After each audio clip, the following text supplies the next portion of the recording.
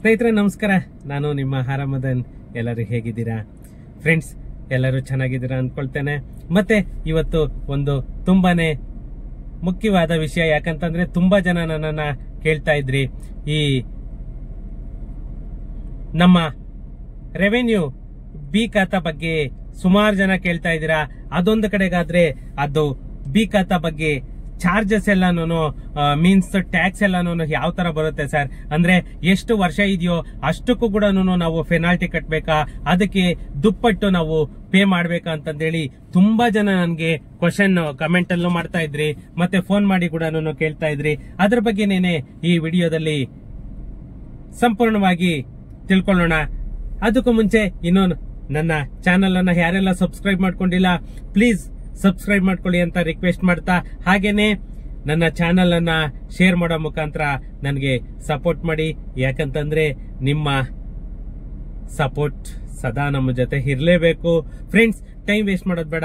ಈ ವಿಷಯದ ಬಗ್ಗೆ ಇವತ್ತು ಸಂಪೂರ್ಣವಾಗಿ ತಿಳ್ಕೊಳ್ಳೋಣ. ನಾವು ಏನಂತ ಅಂದ್ರೆ ಈ ಬಿ ಖಾತಾ ಮಾಡಿಸ್ಬೇಕು ಅಂತಂದ್ರೆ ಅದಕ್ಕೆ ನಾವು ಎಷ್ಟು ತೆರಿಗೆಯನ್ನ ವಿಧಿಸಬೇಕು, ಮತ್ತೆ ಪ್ರತಿ ವರ್ಷನೂ ಎಷ್ಟು ವರ್ಷದಿಂದ ಪೆಂಡಿಂಗ್ ಇದೆ ಅಷ್ಟು ವರ್ಷದ್ದು ಪ್ರತಿ ವರ್ಷದ್ದು ಕೂಡ ನಾವು ದುಪ್ಪಟ್ಟನ್ನ ಪೇ ಮಾಡ್ಬೇಕಾ, ಮತ್ತೆ ಪೆನಾಲ್ಟಿಯನ್ನ ಪೇ ಮಾಡ್ಬೇಕಾ ಅಂತಂದೇಳ್ಬಿಟ್ಟು ಸಾಕಷ್ಟು ಜನ ಕೇಳ್ತಾ ಇದ್ರಿ.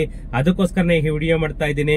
ಏನಿಲ್ಲ ಫ್ರೆಂಡ್ಸ್, ನಮ್ಮ ಕರ್ನಾಟಕ ಸರ್ಕಾರ ಈ ಅನಧಿಕೃತ ಆಸ್ತಿಗಳಿಗೆ ಸಂಬಂಧಿಸಿದಂತೆ ಒಂದು ಬಾರಿ ಬಿ ಖಾತಾ ನೀಡೋದಕ್ಕೆ ಏನು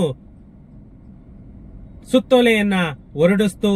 ಅದರ ಪ್ರಕಾರ ಸುಮಾರು 6 ತಿಂಗಳಿಂದ ಆಲ್ರೆಡಿ ಬಿಬಿಎಂಪಿಯಲ್ಲಿ ನಡೀತಾ ಇದೆ.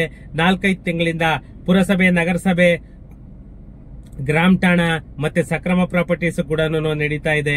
ಯಾಕಂತಂದ್ರೆ ಈ ನಮ್ಮ ಬಿಬಿಎಂಪಿ ಲಿಮಿಟ್ ಅಲ್ಲಿ ಆಲ್ರೆಡಿ 3 ತಿಂಗಳಾಗಿ ಇವಾಗ ತೀರ್ಗಾನು 3 ತಿಂಗಳು ಕಾಲಾವಕಾಶವನ್ನು ಕೂಡ ಅವರು ವಿಸ್ತರಿಸಿದ್ದಾರೆ. ಈ ರೆವೆನ್ಯೂ ಸೈಟ್ಸ್ ಪ್ರತಿಯೊಂದು ಪರಿಹಾರನ್ನ ಕೂಡ ನಾವು ಇಲ್ಲಿ ಕಂಡ್ಕೋಬೇಕು. ಯಾಕಂತಂದ್ರೆ ಈ ರೆವೆನ್ಯೂ ಸೈಟ್ ಅನ್ನೋದು ಇನ್ನು ನಮ್ಮ ಕರ್ನಾಟಕದಲ್ಲಿ ಇರೋಲ್ಲ ಅಂತ ಹೇಳ್ಬಿಟ್ಟು ಕರ್ನಾಟಕ ಸರ್ಕಾರ ಸ್ಟ್ರಿಕ್ಟ್ ಆಗಿ ಆದೇಶವನ್ನ ಮಾಡಿದೆ. ಅದಕ್ಕೆ ಕಾರಣ ಅಂತಂದ್ರೆ ಸುಪ್ರೀಂ ಕೋರ್ಟ್ ಮಾಡ್ತಿರೋ ಆದೇಶಗಳೇನೆ ಅದಕ್ಕೆ ಪೂರಕವಾಗಿರೋದು. ಅಲ್ಲದೆ ಮತ್ತೆ ನಮ್ಮ ಬಿ ಖಾತಾ ಮಾಡಿಸ್ಕೊಳ್ಬೇಕಾದ್ರೆ ಯಾವ ತರ ತೆರಿಗೆ, ಎಷ್ಟು ತೆರಿಗೆಯನ್ನ ಕಟ್ಟಬೇಕು ಅಂತಂದೇಳಿ ಸುಮಾರು ಜನ ಗೊಂದಲದಲ್ಲೇ ಇದ್ದೀರಾ. ಅದೆಲ್ಲದಕ್ಕೂ ಕೂಡ ನಾನು ಈ ವಿಡಿಯೋದಲ್ಲಿ ಉತ್ತರವನ್ನ ಕೊಡ್ತೇನೆ. ಅಲ್ಲದೆ ಈ ನಮ್ಮ ಬಿ ಖಾತಾಗೆ ಸಂಬಂಧಿಸಿದಂತೆ ಆಸ್ತಿದಾರರು ಯಾವ ವಿಷಯಕ್ಕೆ ಜಾಸ್ತಿ ಪ್ರಶ್ನೆಗಳನ್ನ ನೀವು ಕೇಳ್ತಾ ಇದ್ದೀರಾ, ಅದರ ಬಗ್ಗೆ ಸಂಪೂರ್ಣವಾಗಿ ನಾನು ಈ ವಿಡಿಯೋದಲ್ಲಿ ತಿಳಿಸೋದಕ್ಕೆ ನಾನು ಪ್ರಯತ್ನವನ್ನ ಮಾಡ್ತೇನೆ. ಈ ನಮ್ಮ ಬಿ ಖಾತಾ ಅಥವಾ ಯಾವುದೇ ಖಾತಾ ಇಲ್ಲದೆ ಇರುವಂತಹ ಪ್ರಾಪರ್ಟಿಗಳಿಗೆ, ಏನು ಈ ರೆವೆನ್ಯೂ ಪ್ರಾಪರ್ಟೀಸ್ ಅಂತ ಹೇಳ್ತೀವಿ, ಇಲ್ಲಿವರೆಗೂ ಯಾವುದೇ ಖಾತಾ ಇಲ್ಲದೆ ಇರುವಂತಹ ಪ್ರಾಪರ್ಟೀಸ್ಗೆ ನಮ್ಮ ಕರ್ನಾಟಕ ಸರ್ಕಾರ ಒಂದು ಗುಡ್ ನ್ಯೂಸ್ ಅನ್ನ ಕೊಡ್ತು. ಆದರೆ ಈ ಬಿ ಖಾತಾ ಮಾಡಿಸಿಕೊಳ್ಳಬೇಕಾದರೆ ಎಷ್ಟು ತೆರಿಗೆಯನ್ನ ನಾವು ಪಾವತಿಸಬೇಕು, ಎಷ್ಟು ದುಡ್ಡನ್ನ ನಾವು ಕಟ್ಟಬೇಕು ಅನ್ನುವ ಗೊಂದಲ ಮಾತ್ರ ಯಾರಿಗೂ ಕೂಡ ಇಲ್ಲಿವರೆಗೂ ಪರಿಹಾರ ಆಗಿಲ್ಲ. ಯಾಕಂತಂದ್ರೆ ನಮ್ಮ ಕರ್ನಾಟಕ ಸರ್ಕಾರ ಅನೌನ್ಸ್ ಮಾಡೋದೇ ಬೇರೆ, ಅಲ್ಲಿ ಅಫಿಷಿಯಲ್ ಮಾಡೋ ಆಟನೇ ಬೇರೆ. ಓಕೆ, ಈ ನಮ್ಮ ಸರ್ಕಾರಿ ಅಧಿಕಾರಿಗಳು ಲಂಚ ಪಡಿತಿದ್ದಾರೆ, ತಾಂತ್ರಿಕ ಸಮಸ್ಯೆ ಇದೆ, ಪ್ರತಿಯೊಂದು ಇದ್ರೂ ಕೂಡ ಸರ್ಕಾರ ಅಷ್ಟು ಸೂಕ್ತವಾಗಿ ಎಚ್ಚರಿಸ್ಕೊಳ್ತಾ ಇಲ್ಲ. ಎಲ್ಲೇ ಹೋಗಿ ಟೆಕ್ನಿಕಲ್ ಪ್ರಾಬ್ಲಮ್, ಎರರ್ ಬರ್ತಿದೆ. ಮತ್ತೆ ಎಲ್ಲಿ ನೋಡಿದ್ರು ಇವ್ರು ಅನೌನ್ಸ್ ಮಾಡೋದು ನೋಡಿದ್ರೆ 100ಗಳಲ್ಲಿರುತ್ತೆ, ಅಲ್ಲಿ ಅವ್ರು ತಗೊಳ್ಳೋದು ನೋಡಿದ್ರೆ 1000ಗಳಲ್ಲಿ, ಲಕ್ಷದಲ್ಲಿ ಇರುತ್ತೆ. ಇದರಿಂದ ನಮ್ಮ ಜನ ಮತ್ತಷ್ಟು ಕನ್ಫ್ಯೂಷನ್ ನಲ್ಲಿ ಇದ್ದಾರೆ.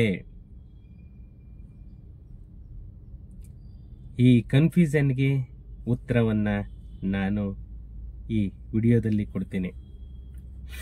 ಫ್ರೆಂಡ್ಸ್, ಈ ಬಿ ಖಾತಾ ಮಾಡಿಸ್ಕೊಳ್ಳೋದಕ್ಕೆ ಲಕ್ಷಾಂತರ ಜನ ಇನ್ನೂ ಕಾಯ್ತಾನೆ ಇದ್ದಾರೆ. ಯಾಕಂತ ಅಂದ್ರೆ ಸುಮಾರು ಲಕ್ಷ ಆಸ್ತಿಗಳು ಇನ್ನೂ ಕೂಡ ಖಾತಾ ಆಗದೇನೇನೆ ಹಾಗೇನೇನೆ ಬಿದ್ದಿದೆ. ಈ ನಮ್ಮ ಕರ್ನಾಟಕ ಸರ್ಕಾರ ಏನೆಲ್ಲ ಎಚ್ಚರಿಸ್ಕೊಂಡ್ರು ಕೂಡ ಆಗೋ ಅನಾಹುತ ಅಂತೂ ಖಂಡಿತ ಅದನ್ನ ತಪ್ಪಿಸೋದಕ್ಕಾಗಲ್ಲ. ಯಾಕಂತ ಅಂದ್ರೆ ಆ ತರ ವ್ಯವಸ್ಥೆ ಇಲ್ಲಿ ಸ್ಥಾಪಿತವಾಗಿದೆ ಆಲ್ರೆಡಿ. ಅದರಿಂದ ಅಷ್ಟು ಬೇಗ ಅದೆಲ್ಲನೂ ನಿರ್ಮೂಲನೆ ಮಾಡೋದಕ್ಕೆ ಆಗಲ್ಲ. ಏನಂತ ಅಂದ್ರೆ ಈ ಬಿ ಖಾತೆ ತೆರಿಗೆ ಪಾವತಿ ಮಾಡೋದಕ್ಕೆ ಜನಗಳಲ್ಲಿ ಎಷ್ಟು ಗೊಂದಲ ಇದೆ. ಇನ್ನ ಕೆಲವೊಂದು ಪ್ರಮುಖ ನಗರಗಳಲ್ಲಿ ಆಸ್ತಿದಾರರು ಬಿ ಖಾತೆ ಮಾಡಿಸ್ಕೊಳ್ಬೇಕಾದ್ರೆ ದುಪ್ಪಟ್ಟು ತೆರಿಗೆಯನ್ನ ಪಾವತಿ ಮಾಡಬೇಕು.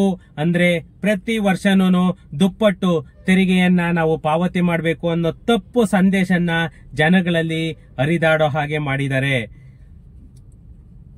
ಈ ನಮ್ಮ ಕರ್ನಾಟಕ ಸರ್ಕಾರದ ರಾಜ್ಯ ಸರ್ಕಾರ ಏನು ಈ ಇಂಪ್ಲಿಮೆಂಟ್ ಅನ್ನ ಮಾಡ್ತಾ ಇದೆ, ಏನು ಅನೌನ್ಸ್ ಅನ್ನ ಮಾಡಿದೆ, ಅದರ ಪ್ರಕಾರ ನಾವು ಬಿ ಖಾತಾ ಮಾಡಿಸಿಕೊಳ್ಳಬೇಕಾದರೆ ಮಾಡಿಸಿಕೊಳ್ಳಬೇಕಾದರೆ 1 ವರ್ಷದ ತೆರಿಗೆಯನ್ನ ದುಪ್ಪಟ್ಟು ಕಟ್ಟಬೇಕಾಗುತ್ತದೆ. ಪ್ರೆಸೆಂಟ್ ಇಯರ್ದ ಮಾತ್ರನೇನೆ ದುಪ್ಪಟ್ಟು ತೆರಿಗೆಯನ್ನ ಕಟ್ಟಬೇಕಾಗುತ್ತದೆ. ಈ ನಮ್ಮ ರಾಜ್ಯ ಸರ್ಕಾರ ಏನು ಆದೇಶ ಮಾಡಿದೆ, ಆ ಆದೇಶದ ಪ್ರಕಾರ ಯಾವುದೇ ಮನೆಗಳಾಗಲಿ ಅಥವಾ ನಿವೇಶನಗಳಾಗಲಿ ಬಿ ಖಾತಾ ಮಾಡಿಸಿಕೊಳ್ಳಬೇಕಾದರೆ 1 ವರ್ಷದ ತೆರಿಗೆಯನ್ನ ದುಪ್ಪಟ್ಟಾಗಿ ಪಾವತಿಸಬೇಕು, 2 ಪಟ್ಟು ಪಾವತಿಸಬೇಕು. ಆದರೆ ಕೆಲವೊಂದು ಕಡೆ ಈ ಬಗ್ಗೆ ಗೊಂದಲ ಇನ್ನೂ ಕೂಡ ಮುಂದುವರೆದಿದೆ. ಅದು ಜನಗಳಿಗೆ ಒಬ್ಬರಿಂದ ಒಬ್ಬರಿಗೆ ಸ್ಪ್ರೆಡ್ ಆಗಿ ಇದು ತುಂಬಾನೇ ಇಶ್ಯೂ ಆಗ್ತಾ ಇದೆ. ಸರ್ಕಾರದ ಆದೇಶದ ಅನುಸಾರ ನಿರ್ದಿಷ್ಟ ಅವಧಿಯ ಆಸ್ತಿ ತೆರಿಗೆಯಲ್ಲಿ 1 ವರ್ಷದ ತೆರಿಗೆಯನ್ನ ದುಪ್ಪಟ್ಟು ಕಟ್ಟಿದರೆ ಸಾಕು. ಪ್ರತಿ ವರ್ಷದ್ದು ನಿಮ್ಗೆ ಡಬಲ್ ಇಲ್ಲ. ಎಲ್ಲಾ ವರ್ಷಗಳ ತೆರಿಗೆ ದುಪ್ಪಟ್ಟು ಬೇಡ. 1 ವರ್ಷದ ತೆರಿಗೆ ಮಾತ್ರ ದುಪ್ಪಟ್ಟು. ಇನ್ನು ಹಳೇದೆಲ್ಲ ಏನಿದೆ ಅಷ್ಟು ಮಾತ್ರನೇ ಕ್ಯಾಲ್ಕುಲೇಷನ್ ಆಗುತ್ತೆ. ಇನ್ನು ಬಿ ಖಾತಾ ಮಾಡಿಸಿಕೊಳ್ಳುವಾಗ ಎಲ್ಲಾ ವರ್ಷದ ಆಸ್ತಿ ತೆರಿಗೆಯ ದುಪ್ಪಟ್ಟು ತೆರಿಗೆ ಪಾವತಿ ಮಾಡುವ ಯಾವುದೇ ಆದೇಶ ಇಲ್ಲ. ಯಾವುದೇ ಒಬ್ಬ ವಿಲೇಜ್ ಅಕೌಂಟೆಂಟ್ ಆಗ್ಬೋದು, ಮುನ್ಸಿಪಲ್ ಆಫೀಸಲ್ಲಿ ಆಗ್ಬೋದು, ಎಲ್ಲೇ ಕೇಳಿದ್ರು ಕೂಡ ನೀವು ಕ್ವಶನ್ ಮಾಡ್ಬೋದು. ದುಪ್ಪಟ್ಟು ತೆರಿಗೆ ಓನ್ಲಿ ಪ್ರೆಸೆಂಟ್ ಇಯರ್ ಮಾತ್ರನೇನೆ. ಹಳೇದೆಲ್ಲ ಏನಿದೆ ಅದು ನಾರ್ಮಲ್ ತೆರಿಗೆ ಮಾತ್ರನೇನೆ ನೀವು ಕಟ್ಟಬೇಕು. ಇದು ಸರ್ಕಾರದ ಆದೇಶದಲ್ಲಿ ಇರುವಂತಹದ್ದು. ಈ ನಮ್ಮ ಜನ ಈ ಎ ಖಾತಾ ಬಿ ಖಾತಾ ಇದ್ರ ಬಗ್ಗೆ ಸುಮಾರು ಪ್ರಶ್ನೆಗಳನ್ನ ಪದೇ ಕೇಳಿದ್ದನ್ನೇ ಕೇಳ್ತಾ ಇರ್ತಾರೆ. ಯಾಕಂತ ಅಂದ್ರೆ ಒಂದೊಂದು ಕರ್ನಾಟಕ ಆ ತರ ಜನಗಳನ್ನ ಗೊಂದಲಕ್ಕೆ ಈಡು ಮಾಡ್ತಾ ಇದೆ. ಈ ನಮ್ಮ ನಗರ ಸ್ಥಳೀಯ ಸಂಸ್ಥೆಗಳ ವ್ಯಾಪ್ತಿಯಲ್ಲಿ ಯಾವ ಪ್ರಮುಖ ಅಥವಾ ಯಾವೆಲ್ಲ ಆಸ್ತಿಗಳನ್ನ ಆಸ್ತಿ ತೆರಿಗೆ ವ್ಯಾಪ್ತಿಗೆ ಸೇರಿಸಬೇಕು, ಮತ್ತೆ ಇನ್ನು ರಾಜ್ಯ ಸರ್ಕಾರದ ಮಾಹಿತಿಯ ಪ್ರಕಾರ ಕರ್ನಾಟಕ ಪುರಸಭೆಗಳ ಅಧಿನಿಯಮ 1964 ಪ್ರಕರಣ 94 ಮತ್ತೆ ಕರ್ನಾಟಕ ಪೌರ ನಿಗಮಗಳ ಅಧಿನಿಯಮ 1976 ಪ್ರಕರಣ 110ರಲ್ಲಿ ಏನು ವಿನಾಯಿತಿಗೆ ಒಳಪಟ್ಟಂತಹ ಆಸ್ತಿಗಳನ್ನು ಹೊರತುಪಡಿಸಿ ಉಳಿದಂತಹ ಎಲ್ಲಾ ಆಸ್ತಿಗಳನ್ನ ಆಸ್ತಿ ತೆರಿಗೆ ವ್ಯಾಪ್ತಿಗೆ ಒಳಪಡಿಸಬೇಕು ಅಂತ ಹೇಳ್ಬಿಟ್ಟು ನಮ್ಮ ಕರ್ನಾಟಕ ಸರ್ಕಾರ ಆದೇಶದಲ್ಲಿ ಕ್ಲಿಯರ್ ಆಗಿ ಮೆನ್ಷನ್ ಆಗಿದೆ. ಇನ್ನ ಈ ಎ ಖಾತಾದಲ್ಲಿ ಯಾವ್ಯಾವ ಆಸ್ತಿಗಳು ಬರುತ್ತೆ ಅನ್ನೋದನ್ನ ಕೂಡ ಈ ವಿಡಿಯೋದಲ್ಲಿ ನೋಡೋಣ.